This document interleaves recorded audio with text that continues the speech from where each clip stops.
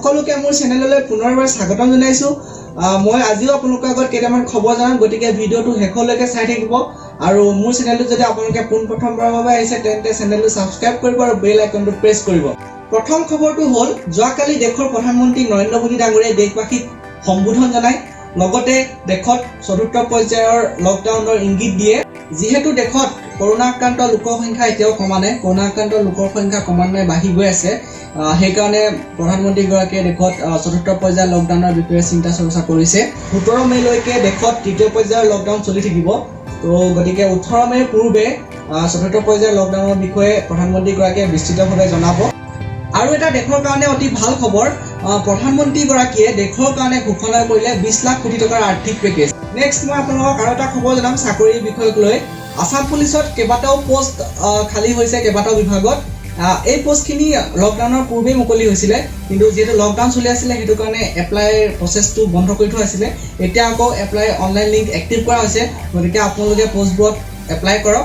মই প্ৰচিডিউৰখিনি আপোনালোকক স্ক্ৰীনত দেখাই দিছোঁ। আপোনালোকে দেখিবলৈ পাইছে এইটো আসাম পুলিচৰ official website, state level police recruitment board Assam Guwahati. এই অফিচিয়েল ৱেবছাইটটো ভিজিট কৰিবৰ বাবে আপোনালোকে URL-ত টাইপ কৰিব slprbassam.in। মই ডেছক্ৰিপশ্যনত লিংক দিয়া আছে, তাৰ পৰা আপোনালোকে ডাইৰেক্টলি অফিচিয়েল ৱেবছাইটটো ভিজিট কৰিব পাৰে। তো ইয়াত আসাম পুলিচৰ সকলো জব এডভাৰটাইজমেণ্ট, সকলো ৰিক্ৰুইটমেণ্ট এণ্ড সকলো ৰিক্ৰুইটমেণ্টৰ ৰিজাল্ট আপডেট থাকে। তো ইয়াত দেখিবলৈ পাইছে আপোনালোকে ongoing recruitment, update date, advertisement number, description, remarks. তো এই বস্তু কেতিয়া আপডেট কৰা হৈছিলে এই ৱেবছাইটটোত। তো ইয়াৰ আপডেট ডেট হৈছে 4/4/2020, 4 এপ্ৰিলত এই ৰিক্ৰুইটমেণ্টটো আপডেট কৰা হৈছিলে। ফাৰ্ষ্টটো হৈছে আপোনাৰ recruitment for 15 posts of junior assistant in directorate of Assam police headquarters and 170 post of junior assistant and 19 post of stenographer grade 3 district cadre under Assam police. এইকেইটা ডিপাৰ্টমেণ্টৰ কাৰণে ওলাইছে junior assistant and stenographer post. তো ইয়াৰ এপ্লাই লিংক এতিয়ালৈকে active হোৱা নাই। Online application portal will be live from tomorrow at 11 AM। কাইলৈ ৰাতিপুৱা 11 বজাৰ পৰা লিংক এক্টিভ কৰা হ'ব, এপ্লাই লিংক। তো ছেকেণ্ড পোষ্টটো হৈছে recruitment for 35 post of platoon commander under directorate of civil defence and home guards. এইকেইটা ডিপাৰ্টমেণ্টৰ কাৰণে ওলাইছে প্লাটন কামাণ্ডাৰ। তো ইয়াৰ অনলাইন লিংক এক্টিভ হৈ আছে। Online portal for registration process is live till 5/6/2020। ইয়াৰ এপ্লাই লাষ্ট ডেট হৈছে জুন মাহৰ 5 তাৰিখ। তো ইয়াৰ এডভাৰটাইজমেণ্ট ডেট হৈছে আপোনাৰ 20 তাৰিখ 3 মাহ 2020 চন। নেক্সট ৰিক্ৰুইটমেণ্টটো হৈছে recruitment of assistant deputy controller civil defence junior and civil defence demonstrator wireless operator PBX operator in office of the controller of civil defence of Darrang, Golaghat, Karbi Anglong and Kokrajhar districts under director general of civil defence and commandant general of home guards Assam. তো এইকেইটা ডিপাৰ্টমেণ্টৰ কাৰণেও এইকেইটা post ওলাইছে, wireless operator, PBX operator ইত্যাদি। তো ইয়াৰো online apply link active হৈ আছে। তো ইয়াৰো লাষ্ট ডেট হৈছে 5 তাৰিখ 6 মাহ 2020 চন। এই এডভাৰটাইজমেণ্টটোৰ আপডেট হৈছিলে 17 তাৰিখ 3 মাহ 2020 চন।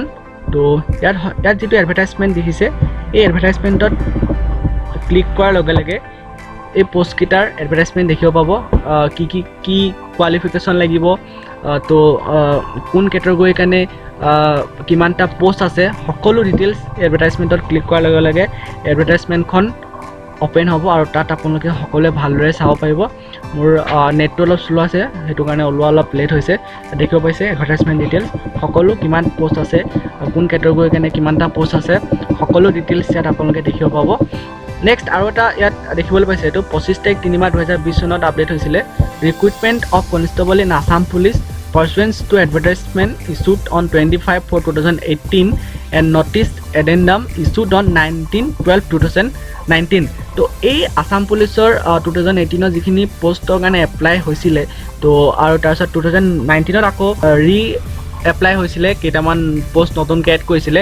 এই পোষ্টখিনিৰ এডমিট দিছিলে। তো এই এডমিটৰ যেহেতু লকডাউন হৈ গৈছিলে, লকডাউন হোৱাৰ কাৰণে এডমিটখিনিও দিয়া বন্ধ কৰি দিছিলে। এইখিনি আকৌ নিউ নটিফিকেশ্যন আহিব নটিফিকেশ্যন অহাৰ লগে লগে আপোনালোকৰ আগত জনাম। এই পোষ্টখিনিৰ কাৰণে কেনেধৰণে আপোনালোকে এপ্লাই কৰিব সেই প্ৰচিডিউৰটো দেখাম আপোনালোকৰ আগত। তাৰ ইয়াত আপোনালোকে দেখিব পাইছে এপ্লাই হিয়াৰ অপশ্যনটো দেখিব পাইছে, ইয়াত ক্লিক কৰিব। ইয়াত ক্লিক কৰাৰ পিছত এইখন ইণ্টাৰফেচ দেখা পাব।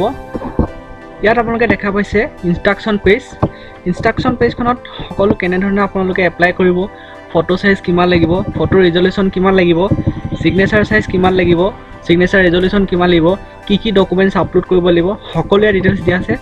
এপ্লাই কৰাৰ আগত এবাৰ আপোনালোকে ইনষ্ট্ৰাকশ্যন পেজখন পঢ়ি চাব। তাৰপিছত আপোনালোকে দেখিব পাব ইয়াত লগ ইন এক্সিষ্টিং কেণ্ডিডেট। যদি আপুনি আগতে ৰেজিষ্টাৰ কৰি থৈছিলে তেন্তে আপোনাৰ যিটো ৰেজিষ্ট্ৰেশ্যন ফোন নাম্বাৰ আছে সেই ৰেজিষ্ট্ৰেশ্যন ফোন নাম্বাৰটো ইয়াত এণ্টাৰ কৰিব আৰু আপোনাৰ যিটো ডেট অফ বাৰ্থ হয় ডেট অফ বাৰ্থ ইয়াত এণ্টাৰ কৰিব। তাৰপিছত লগ ইন কৰিব। লগ ইন কৰাৰ পিছত যিখন এপ্লিকেশ্যন ফৰ্ম পাব সেই এপ্লিকেশ্যন ফৰ্মখন যিটো পষ্টৰ কাৰণে আপুনি এপ্লাই কৰিম বুলি ভাবিছে সেই পষ্টটো ছিলেক্ট কৰি এপ্লাই কৰিব। যদি আপুনি ৰেজিষ্টাৰ কৰি থোৱা নাই তেন্তে ইয়াত দেখিব পাইছে ৰেজিষ্টাৰ নিউ কেণ্ডিডেট, ইয়াত যাব। ইয়াত গৈ কিনে আপোনাৰ যিটো নেম, আপোনাৰ phone number, email address, employment exchange number, minimum qualification কি হয়, কাষ্ট কি হয় এণ্ড ডেট অফ বাৰ্থ, এইকেইটা আপুনি ডিটেইলছ ফিল আপ কৰি ৰেজিষ্টাৰ কৰিব। তাৰপিছত আপোনাৰ ফোন নাম্বাৰত এটা OTP যাব, সেই OTPটো আপুনি এণ্টাৰ কৰি ভেৰিফাই কৰিব। তাৰপিছত ভেৰিফাই কৰাৰ পিছত লগ ইন পাৰ্টত যাব। লগ ইন পাৰ্টত গৈ আপোনাৰ যিটো ফোন নাম্বাৰ হয় সেই ফোন নাম্বাৰটো এণ্টাৰ কৰিব আৰু আপোনাৰ যিটো ডেট অফ বাৰ্থ হয় সেই ডেট অফ বাৰ্থটো এণ্টাৰ কৰিব। তাৰপিছত লগ ইন কৰিব। লগ ইন কৰি ছেইম প্ৰচিডিউৰ আপুনি এখন এপ্লিকেশ্যন পাব, এপ্লিকেশ্যন ফৰ্ম পাব। সেই এপ্লিকেশ্যন ফৰ্মখনত আপোনাৰ যিটো পষ্টৰ কাৰণে আপুনি এপ্লাই কৰিম ভাবিছে সেই পষ্টটো ছিলেক্ট কৰি এপ্লিকেশ্যন ফৰ্মখন কমপ্লিটলি আপুনি ফিল আপ কৰি কিনে ছাবমিট কৰিব। আজিলৈ ইমানেই। ভিডিঅ'টো চাই যদি ভাল পালে তেন্তে এটা লাইক কৰিব, শ্বেয়াৰ কৰিব এণ্ড কমেণ্ট কৰিব। আৰু মই যাতে আপোনালোকৰ আগত এনেধৰণৰ ভিডিঅ' দি যাব পাৰোঁ তাৰ বাবে আপোনালোকে মোক ছাপোৰ্ট কৰিব। ধন্যবাদ।